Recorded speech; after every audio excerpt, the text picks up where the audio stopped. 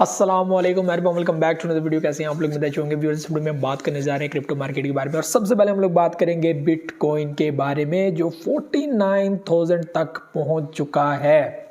49,000 तक इस वक्त जो आप लोग डिप देख रहे हैं ये पब्लिक को लिक्विडेट करने हैं, क्योंकि पब्लिक को समझ आ गई है कि मार्केट आगे जा रही है, मार्केट ने आगे बढ़ना। आप लोग आल्ट कोइंस देख रहे होंगे, इतना डंप नहीं उनमें आ रहा, वैल्यू जो है वो माइनस में जा रही है, लेकिन स्टिल जो है वो अभी बुलिश जो है वो नजर आ रहे हैं। कोई -7% है, कोई -10% है, लेकिन उतनी वैल्यू नीचे नहीं गिरी। लेकिन यहाँ पर जो बिटकॉइन है वो इस वक्त 45,900 के ऊपर जो है वो चल रहा है।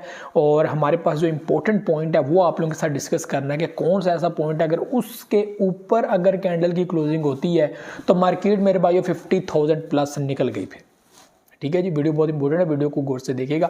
सबसे पहले हम लोग बात कर लेते हैं बिटकॉइन के बारे में। हमारे पास यहाँ पे जो सपोर्ट पॉइंट है वो हमें जो है वो 43,200 पे मिलता है। ठीक है, 44,000 पे मिलता है, लेकिन स्टिल जो है वो अभी मार्केट में जो है वो 45,900 के ऊपर मार्केट है और 46,000 आप लोग जो है वो कर लें कि 46,000 के ऊपर है मार्केट है।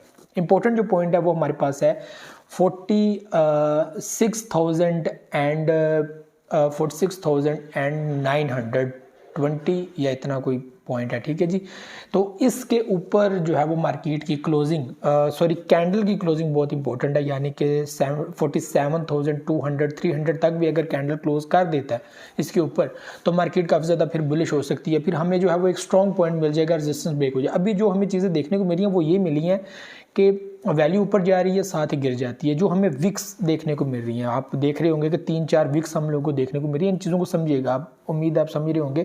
विक्स जो है वो देखने को मिल रही है, जो कैंडल्स हैं वो नीचे ही हैं, यानी कि वो स्टिल 46,900 के ऊपर है। ठीक है, स्टिल उस पोजीशन के अंदर, यानी कि 47,000 से पहले 47,000 तक आई थी, तो स्टिल उसी पोजीशन के अंदर है। जो हमें विक्स मिल रही है देखने को 48,900 के ऊपर जो मार्केट गई है, और आप लोग 49,000 जो है वो कर सकते हैं कि 49,000। ठीक है, तो ये जो है वो पॉइंट है। और इसके ऊपर 46,900 के ऊपर जो है वो कैंडल की क्लोजिंग बहुत इंपॉर्टेंट है, यानी कि 47,500 या 600 के ऊपर भी अगर क्लोज दे जाती है तो हमें नेक्स्ट अच्छा मिलता है। आज की कैंडल जो है वो रेड है, कल की कैंडल भी रेड है, बड़ी कैंडल बनी है, लेकिन छोटी सी जो है वो बीच में जो है वो फीलिंग हुई है रेड के तौर पर, और हमारे सेल में गई है, पब्लिक सेल करेगी, जाहिर सी बात है सेलिंग होती है। बाद में जब बाइंग ओवर बाट होता है तो फिर ओवर सेल भी होता है, तो ये चीज़ देखने को मिली है। लेकिन यहाँ पे एक हैरानगी वाली बात ये है कि आप लोग आल्ट कॉइंस देखेंगे उनमें इतना बदलाव नहीं देखने को मिला, यानी कि वो मार्केट आगे बढ़ी है तो आल्ट कॉइंस भी आगे बढ़े, कोई 15% आगे बढ़ा, कोई 20% आगे बढ़ा, कोई 10%, कोई 8%, कोई 5%, तो ऐसे वो आगे बढ़े। लेकिन इस वक्त आप लोग देख रहे हैं कि उस तरह नीचे नहीं जा रही जैसा जाना चाहिए। ठीक है, जैसे कि मैं मिसाल के तौर पर बात करता हूँ पैप कॉइन के बारे में। पैप कॉइन 103 के ऊपर जा रहा था, मार्केट आगे बढ़ी 149 या 150 के ऊपर जो है वो बुलिश कर गया, यानी कि 15 से 16% वो बुलिश कर गया। अभी मार्केट जो है उसकी देखें तो 130 के ऊपर जो है वो ट्रेड कर रहा है। ठीक है, अगर बात करें शिबा इनु कॉइन के बारे में, वो 40 के साथ 1020 के ऊपर है, जो कल के दिन 905 के ऊपर था 50 के साथ, अभी 40 के साथ 1020 के ऊपर है और 1046 के ऊपर ट्रेड कर रहा था, इससे भी ऊपर जो है वो ट्रेड कर रहा था। तो ये चीज़ आप लोगों को जस्ट इन 24 आवर देखने को मिली है। तो आल्ट कॉइंस के अंदर वैसे बदलाव देखने को नहीं मिला। तो इस वक्त जो चीज़ें हो रही हैं वो पब्लिक को लिक्विडेट करने के लिए हो रही हैं। क्या कुछ नया होता है, ये भी चीज़ें एक न्यूज़ आप लोगों के साथ शेयर करना चाह रहा हूँ, बहुत इंपॉर्टेंट है, उसका लिंक होता है इस चीज़ के साथ। अमेरिका एंड यूरोप जो है वो इसका जो है वो ख़तरा बढ़ चुका है, उसके साथ उसमें बहरीन भी शामिल है।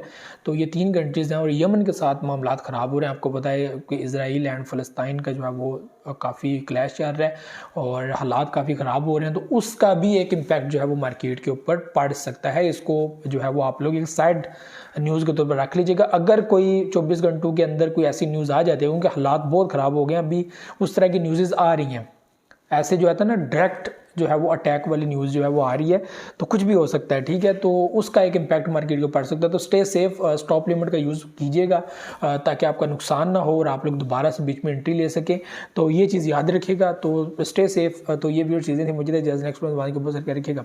अल्लाह हाफ़िज़।